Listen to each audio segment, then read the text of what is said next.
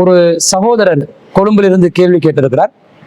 சூரா வாக்கியாவை ஓதினால் வறுமை நீங்குமா என்று ஒரு கேள்வியை கேட்டிருக்கிறார்.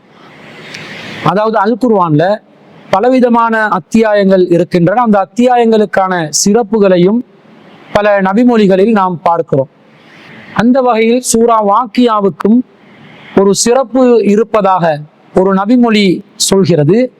அந்த நபிமொழி இமாம் பைஹக்கி அவர்களுடைய ஷுஅபுல் ஈமான் என்ற புத்தகத்தில் பதிவு செய்யப்பட்டிருக்கிறது. எப்படி பதிவு செய்யப்பட்டிருக்கிறது சொன்னா, மன் கரஅ சூரத்தல் வாக்கியத்தை, யார் ஒருவர் சூரா வாக்கியாவை குல்ல லைலத்தின் ஒவ்வொரு இரவிலும் ஓதுவாரோ, லம் துசிபுஹு ஃபாக்கத்துன் அபதா, அவருக்கு ஒருபோதும் வறுமை ஏற்படாது என்று நபி ஸல்லல்லாஹு அலைஹி வஸல்லம் அவர்கள் கூறியதாக இப்னு மஸ்ஊத் ரலியல்லாஹு அன்ஹு அவர்கள் அறிவித்த ஒரு செய்திதான் இமாம் பைஹக்கி அவர்களுடைய ஷுஅபுல் ஈமானில் பதிவு செய்யப்பட்டிருக்கிறது.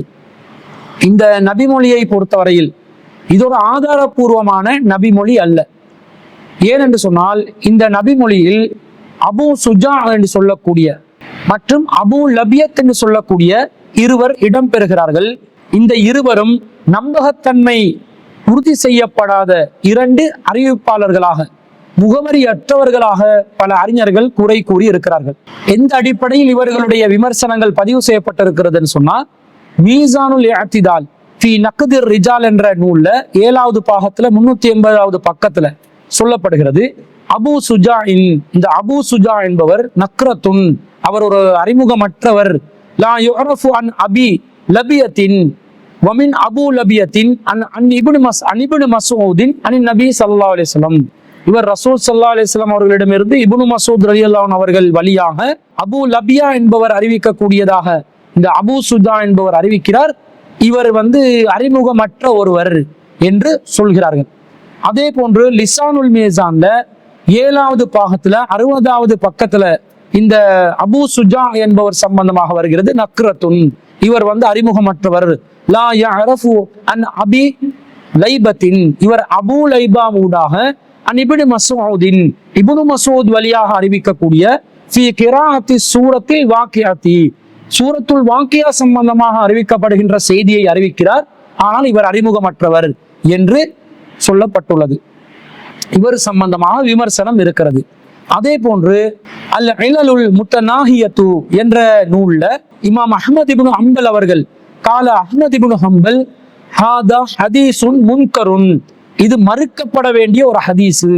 வசுஜாஉன் வஸ்ஸரியு, இந்த சுஜா என்பவரும் சரிய என்பவரும் லா அரிஃபுஹுமா, இவர்கள் இருவரும் யார் என்று நான் அறிய மாட்டேன் என்று இமாம் அஹ்மத் இப்னு ஹம்பல் அவர்கள் குறிப்பிட்டதாக இவர்கள் சம்பந்தமாக விமர்சனம் இருக்கிறது. எப்போது ஒரு அறிவிப்பு சம்பந்தமாக அறிவிப்பாளர் வரிசையில விமர்சனத்தோடு ஒரு செய்தி பதிவு செய்யப்படுமோ, அந்த செய்தியை நாம் ஏற்றுக்கொள்ள கூடாது என்ற நம்பகத்தன்மை இழந்து விட்டது.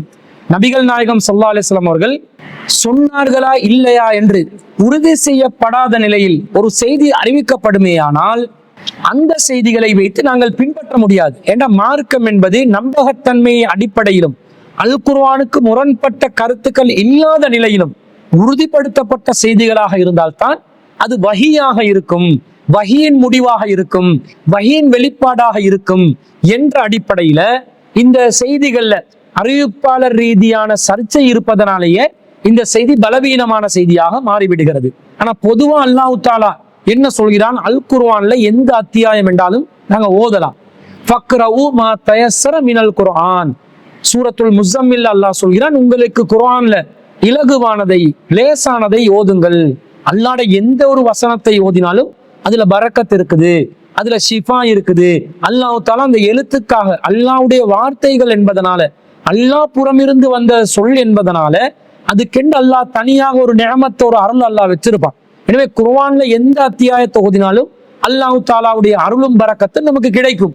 ஆனா இதுதான் பரக்கத் என்றோ இதுதான் அருள் என்றோ பிரத்யேகமாக சொல்வதாக இருந்தால் அதை அல்லாஹ் தஆலா அல் குர்ஆனிலேயோ அல்லது நபிகள் நாயகம் ஸல்லல்லாஹு அலைஹி வஸல்லம் அவர்களுடைய பொன்மொழிகளிலேயோ தெளிவாக அறிவித்திருக்க வேண்டும். அப்படி அறிவிக்காத நாங்களாக இதுதான் அந்த சிறப்பு, இதுதான் அதுல இருக்கக்கூடிய விசேஷம் என்று நாங்களா சிறப்புகளை ஏற்படுத்தி சொன்னால் அது அல்லாஹ் ரசூல் மீது இட்டுக்கட்டிய பாவமாக மாறிவிடும். ரசூல் ஸல்லல்லாஹு அலைஹி வஸல்லம் சொல்றாங்க, மன் கஸப அலைய முத்தஅம்மிதன், யார் என் மீது வேண்டுமென்று இட்டு கட்டுகிறார்களோ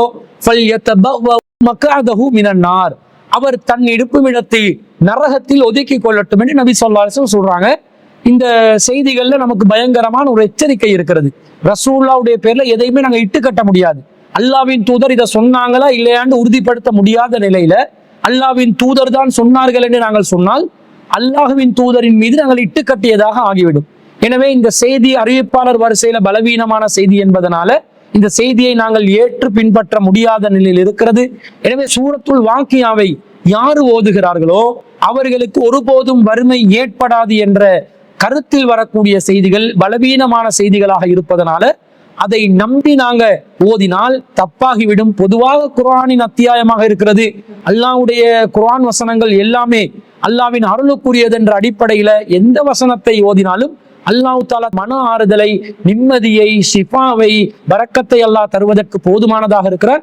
ஆனா பிரத்யேகமாக இந்த சிறப்பு இருக்கிறது என்று அல்லாஹ் ரசூல் உறுதிப்படுத்தாத பட்சத்தில் நாங்கள் அதை உறுதிப்படுத்தாமல் நாங்கள் அவ்வாறு சொல்லாமல் பொதுவாக குர்ஆனை ஓதுகிறோம் என்ற அடிப்படையில் ஓதலாமே தவிர விசேடங்களை, சிறப்புகளை நாங்களாக கற்பித்து சொல்வதற்கு நமக்கு மார்க்கத்திலே அனுமதி இல்லை. இது சூரத்துல் வாக்கியாவுக்கு மட்டுமல்ல, எந்த சூறாவாக இருந்தாலும் சரி அல்லாஹ்வும் அல்லாஹ்வுடைய தூதரும் சிறப்பு இருப்பதாக சொல்லி இருந்தால் குர்ஆனில் இருந்தால் ஏற்று நடப்போம்.